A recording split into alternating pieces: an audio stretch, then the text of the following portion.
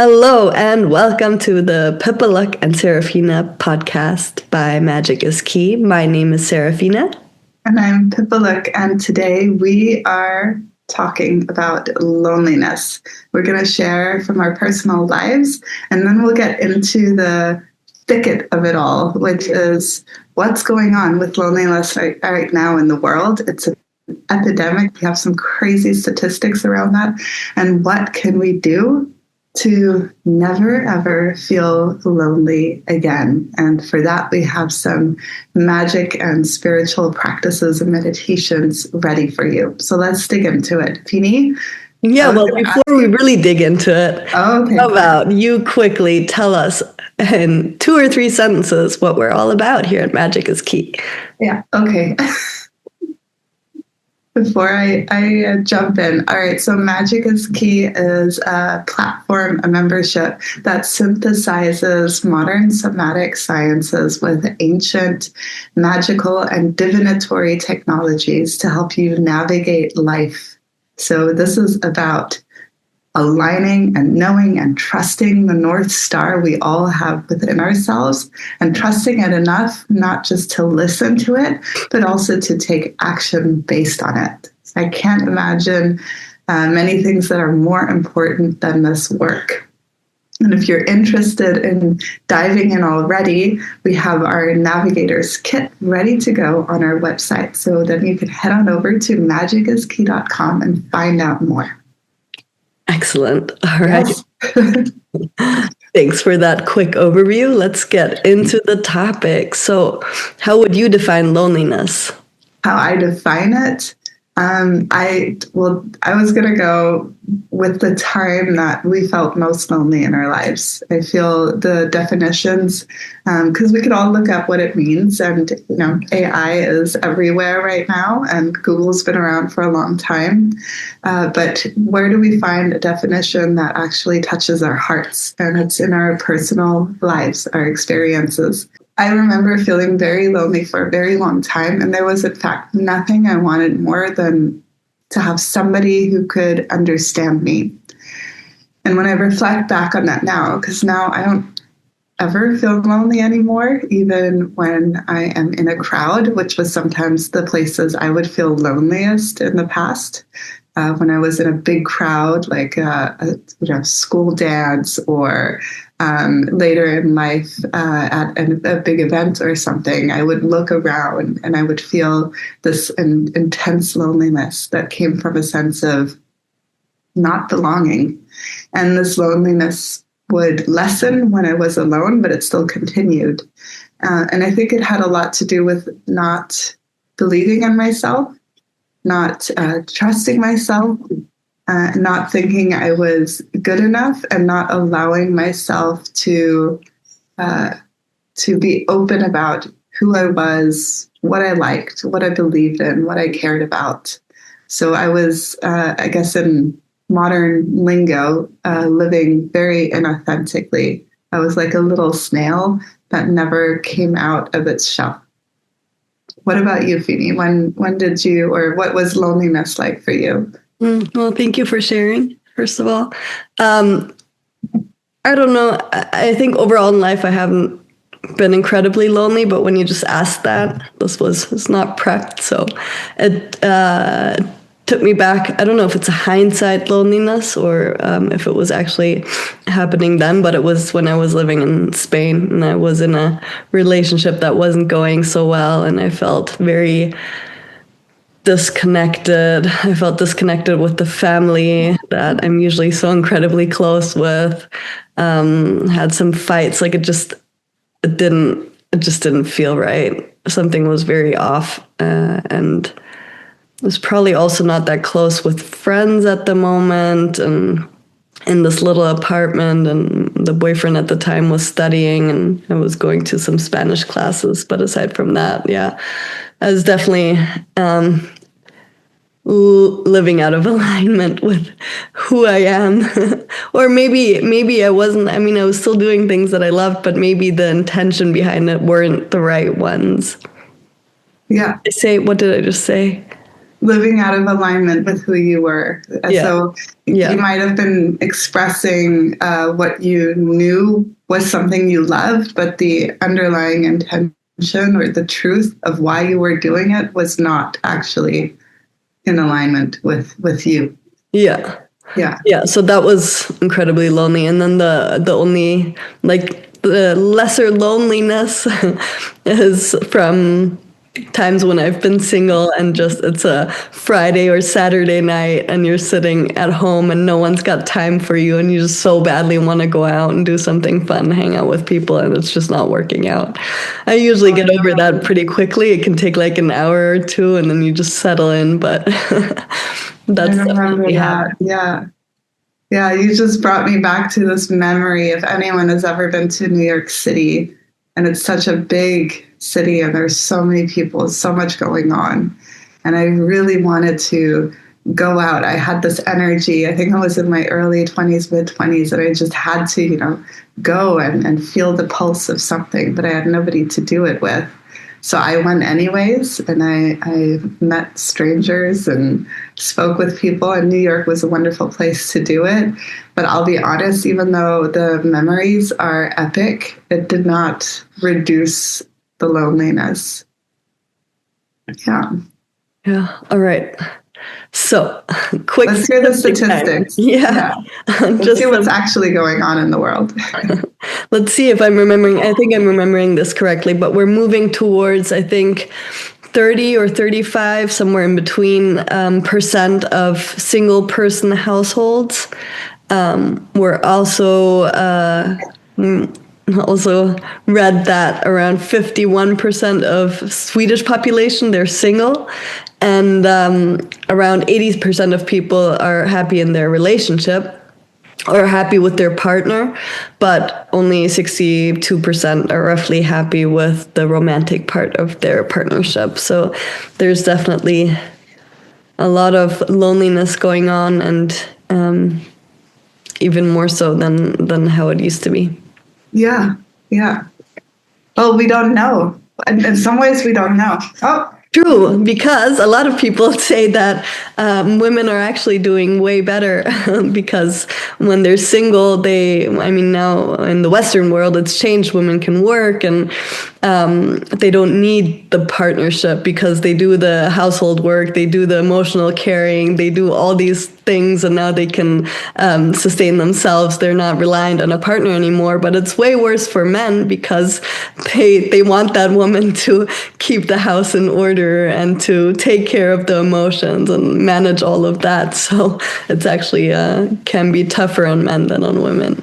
Yeah, yeah. And even though we've come a long way, and many men are learning how to share their emotions, and there's men's circles now. Even though that's happening in many ways, we still live in these old silence, child. We still live in these old formats, and especially if we're not, we're too busy to think about it. We fall back into these old patterns if we're in a straight relationship, of what like the woman is supposed to be doing, what the man, and these roles that are forced upon us in some ways, whether consciously or not, can also make us feel very lonely. Like we're supposed to be experiencing a sense of belonging by fulfilling certain roles and patterns, except it doesn't actually work. And what you just shared made me really curious, because we talk about loneliness a lot like it's something new, but we're in a time where everyone can share, right? Everyone can share how they're feeling online, but there's so much history that actually wasn't written down. Now, there's a philosopher, Montaigne, who was kind of the first person, or is considered the first person in the Western world to use a format similar to social media, write about very personal things, very, also personal hygiene things, his sex life. He would write about all sorts of stuff that wasn't the norm at the time, what his cat was thinking about him. But there were so many people who weren't literate, who couldn't write, who couldn't share, let alone have the time to share.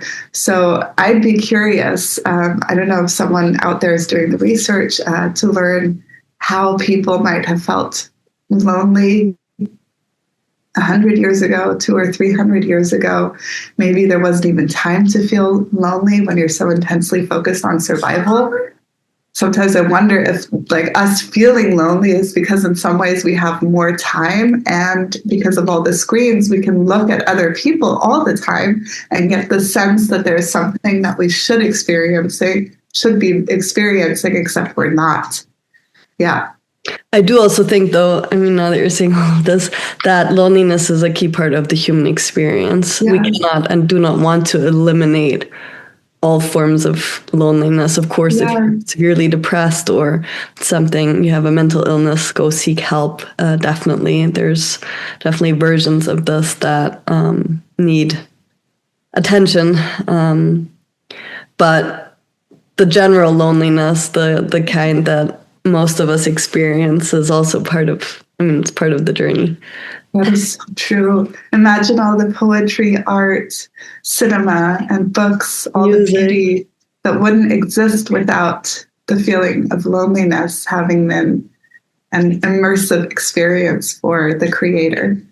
All right, well, let's get into the juicy bits. It is like roughly around Valentine's Day, a couple of days before. It's a time where people can especially feel lonely, even though we've got Galentines and Love Yourself and all these wonderful things that are happening. But it's still a time where a lot of people feel especially lonely. So maybe you have some tips for us. What can we do if we're feeling the lonelies? So before we get into how we can, or the medicines that help us not feel lonely, that help us feel connected. I mean, what's the antidote to loneliness? It's connection. I want to share a small story. And that's yesterday I gave a tarot reading to someone really wonderful. And she said one of the things that attracted her to my work and to our work is that we talk about magic. And not enough places talk about magic. So what I want to offer today is not just things you can do or focus on, bring your awareness to in order to feel connected, to feel at peace, to feel wholeness, to feel like even on Valentine's Day or whatever might make you feel left out or like you're alone, to have those juicy, yummy, self-sufficient, interdependent feels inside of you. I'm losing the thread a little bit because I'm getting excited, but I want to bring magic into the mix. That's the essence of it. After all, our company is not called Magic is Key for nothing. And this is not just about magic as in Western mysticism. I don't know if you're familiar with that. Feeny, you could always interrupt and ask me questions here. Yeah, I have no idea what it is. So it's the magical systems that were birthed from Europe, which any magical system, how do we keep it really short to stay on point? It's the favorite definition, the art of changing consciousness at will. Another way to look at it is if we're changing our inner consciousness, we're also changing our outer reality. So it's saying there's something in the outer reality we want to change, and doing that through more means than physical actions. So through spiritual means, through working with spirits, the invisible realms or so-called invisible realms, and so forth. That's like a mini nutshell. Does that give you a little insight, Feeny? Yeah, we can do a whole nother podcast on that. If anyone's interested, leave a comment. Let us know if you want a deep dive on this. Yeah, but I think if you understand the gist of it, then we're fine. Mm-hmm. Yes. Okay, cool. My laptop gave a thumbs up that I didn't do. So it's probably a fine enough definition for now. But what magic also does when we use it is it brings back childlike wonder and fun and joy. And if you think about your childhood, you might have felt lonely at times.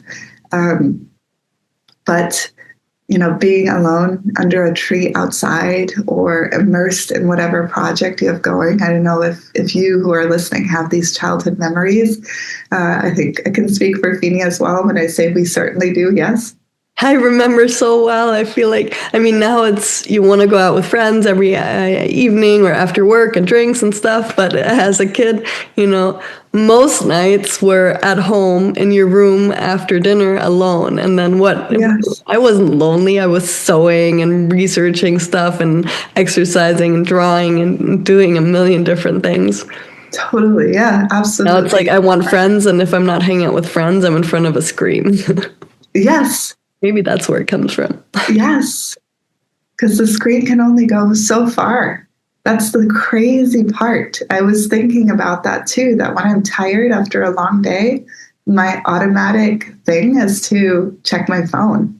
And before I know it, I've been on there for 45 minutes and I don't even know what I'm doing. All I know is I'm not feeling more of anything too. I know I saw some fantastic advertisements. I really love great advertisements. I think they're amazing and entertaining and wonderful. And people are doing their jobs so well these days in advertising businesses. But I don't get this filling my cup sensation. And so before screams, yes, what were we all doing? What were we pondering, reflecting on, thinking about? Were we lighting candles? Were we in prayer? Were we singing songs together? That's also, I think, and while I don't know if these older traditions, if it's so easy to bring them into now, I mean, I don't know if I could convince my family to do pre-bedtime singing.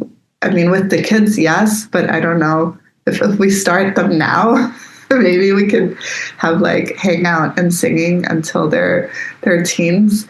But I know if you're two adults at home, like it takes a little more to say, okay, let's sing together, or let's. What I love Dance to party is do. more realistic. I love turning on music and then I'll dance around and I'll force Yes, that part. I don't know if you've done this recently, either with friends or a partner, is to read short stories out loud or poetry. Oh my God, I love reading out loud. Yeah. And doing that with someone else is amazing. All right. So the essence is the advice number one is to get creative, to bring back childlike curiosity and play, especially when, I mean, now we've also talked about things you can do together, but especially also when you're alone, I would say to use that time to explore and figure out, be with yourself, figure out who you are, what you love, come back to that if you've lost that along the way. And then tip number 2, we could immediately jump into that. This is still keeping with the childhood wonder magic, as to, at first in small ways, if you're not comfortable, but it'll grow. We expand slowly. Stretching takes time. Is to express your inner child self also when you're in a crowd. I don't know if you've tried that recently, but something happened for me. It was having kids that kind of shifted something into the I don't give a beeping beep anymore, because like I got bigger things now. I had the mystery of life and death at my doorstep in my body. So now even when I'm in a crowd, I remember being at a party and I'm like, my own personal like lack of small talk skills did not change. So I had little conversations here and there, and I stood around awkwardly, but instead of feeling bad about it or lonely because of it, because I just don't always naturally connect. Sometimes yes, sometimes no, but I generally feel more lonely at parties. But that really changed. So I was just in like, this is who I am. And then I glanced around and there was a bookshelf. So I started studying the bookshelf, which was wonderful. Like, how amazing and fun is it to study a bookshelf in the middle of a theme party with glitter everywhere? And then eventually I learned how to open a bottle of champagne with a knife, which was also cool. but it was just allowing myself to be myself and be okay with it, with whatever the atmosphere was, instead of having this sense of I should be talking to people, or I should be, going through the room and connecting and introducing myself. And this is what made you feel lonely? No, less lonely, not at No, all. no, but these, you should be doing this and this is what made you feel lonely. And crowds, yeah. It's interesting. I've rarely had the experience of being in a crowd and feeling lonely. No, we're different in that way. We're very different. So yeah, maybe if you're out there, let us know what kind of person you are. Do you feel more lonely when you're in a crowd, or do you feel more lonely when you're in solitude? Because I feel less lonely when I'm alone. I don't feel lonely when I'm alone. I feel like I'm busy. Yeah. Yeah. No, that's great advice. Maybe we can do one more. I was thinking of how we used to, we're both not in the church anymore. We've never really been into it. And I feel like a lot of people in my circle in particular are leaving the church or not part of this community anymore. And religion is often a big community factor. So that, I think, can also bring loneliness. And I think nonetheless with magic and spirituality, you can have however you take it, more the fun or pragmatic way, there's a way to find community and belonging in, I would say, rituals or ceremonies. Maybe you could share more on this. Well, I saw something recently. I don't know if it was someone at Harvard or whatever. It was one of those quick social media things. And it said the key to relationships that last. And I would apply that to all relationships in one form or another. If you want those relationships to last a long time and to have that depth, was to have fun together, do things together, really bring in the joy and the lightness. I forgot all. I think there were 3 or 4 different ones, but the one I remember as well was to pray together. And this doesn't necessarily mean literal prayer the way we understand it, fold your hands and having a conversation with God, but it does mean getting into that, because what is our state of consciousness when we're in prayer is we open up into this sense of oneness. We open up to an experience of the divine, of the mystery of what is sacred and essentially also unknowable. And in a world that makes us feel like we should know what we're doing, which, if that feels really stressful, have a plan, plan B, C, D, all these things happening in the world, have everything together, or else, that stress and anxiety, and you got to do it on your own too. There's, especially in cities, often less a sense of community and doing things together, solving problems for the community. At least that's been my experience. So when you open up consciously to the unknowable, there's a greater sense of being okay with how much cannot be known and understood. Yeah. And I do want to throw in, I feel like sometimes you're back in the perspective of you're lonely when you're together, but this also works really, really well when you're on your own. Yes, absolutely. Yes. Because it's like having, and remember we had that call yesterday on our membership where we spoke about omens. Mm-hmm. So when we open up to perceive mystery and the unknowable, and we also open up to seeing signs and symbols all around us, like when we see a ladybug more than once, what does it mean? We start paying attention to that. Then the mystery, the divine, becomes like a dear old friend over time. So the unknowable, the ineffable, the intangible, in many ways, we can't grab it like we can grab another person and like pull them in for a fully consensual hug. Like we can't do that, but there are so many ways to start paying attention to it. Mm-hmm. And once we know how it expresses through us and with us and how we relate to it, then you're never really alone. I mean, you might still feel lonely, but not in like a magical way. I don't know how else to explain it.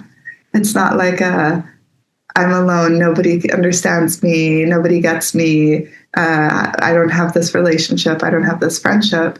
That friendship I yearned for, that made me feel so alone when I was younger for many years.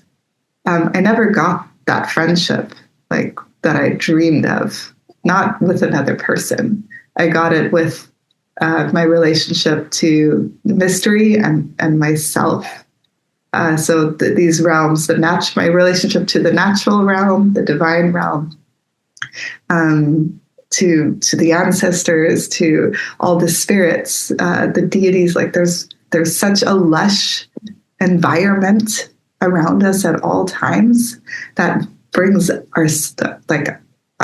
ourself online in this totally different way that I find very hard to explain. And then loneliness becomes something else. It transmutes a different kind of loneliness. Yeah. All right, so let's quickly recap. We've got 3 tips here. The first one is to get creative and playful and the childlike on wonder of life, especially when you're, when you're alone at home. And then the second one is to do the same when you're in a crowd, if that's where you experience loneliness, to find that play and find what interests you and what sparks your heart. And the third one is to connect with build a relationship with mystery, with the divine. Yeah. Start building, and which essentially is a relationship also with yourself. Yeah. It's a way of finding that connection. Yeah. And I have to, because it's our show, I have to say that the Navigator's Kit, because sometimes I've had people come into my office and they didn't have a childhood the way a lot of us do. Like there was not, I got to explore and this is what I love doing. There was none of those memories. So they were adults figuring out for the first time what brought them joy, or what gave them this immersive feeling of like being connected to yourself through doing something or sitting around pondering something. And so I would take them through what is one part, because the Navigator's Kit on our website is a bundle. And one is the inner work of desire, which is a way to actually learn what it is you desire. So sometimes we don't even know anymore. Like what lights us up? What does our inner child want? What brings us joy and this deep sense of connectedness with ourself, with our intuition, with flow states, the mystery, all of that. And so one way to explore that is the inner work of desire. And the other part of the kit is Journey to Your Essence. And you can find other resources out there too. Like there's so many ways to discover what you desire. The other part of the bundle is Journey to Your Essence, which is a magical ritual process that brings you to the truth of who you are, which is so much greater than even I have done this process a few times now. Like I'm still like, I could do this a million times. And what's really awesome is the first 50 people who get the kit, they also get a 20-minute call with me to discuss anything. And that's already a really fantastic starting point. But if you really don't know and you want to just, or you have no resources right now and you just want a quick fix, here's 2. So one is from this amazing teacher of mine, is just go to a mirror, look into your eyes and find the spark, like the spark of magic. And if you can't find it in your own eyes at first, look around you, look at people. You will find people that have the sparkle in their eyes. And when you start knowing what you're looking for, you can find it in almost any person. There are not that many people who don't have life in some form shining out through their eyes. It's easier to see when someone's smiling or excited about something, but you can find it. When I've been crying, I've gone to the mirror and I found the sparkle in my eyes and felt okay as a result. Maybe I cried more, but felt okay. What's the second? The second is to feel the rhythm of your heart and feel that it is beating with the rhythm of the earth, the rhythm of the universe, like this rhythm. Let's do this together. Let's do this as a final practice. I mean, loneliness. Okay, let's do it. And then we're out. We could go on and on forever, but let's give everyone here, if you're driving, maybe be careful. But if you're sitting somewhere and you have 5 minutes, 2 minutes, you can do this with us. Let's all it do does it help to close your eyes, but we'll make it so quick and easy. It's easy to remember. You can, do it very briefly when you get out of the car as well. So just hold your heart and start feeling the rhythm of the heart.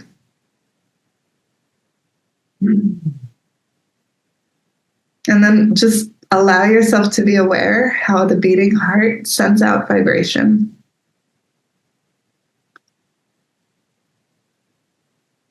And your body is always sensing and feeling. So allow yourself to be aware how you're also always receiving vibration from all around. The whole world is vibration, frequencies moving. So feel that start coming together, harmonizing. And sense that the whole planet has a rhythm. And that you're part of this rhythm.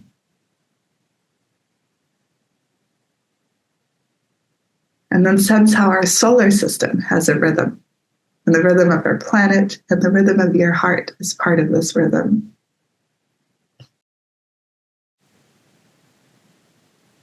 And expand to our galaxy, feeling you're part of the rhythm of our galaxy. And then expand to encompass the whole universe, even the multiverses. It's one giant rhythm that you're a part of.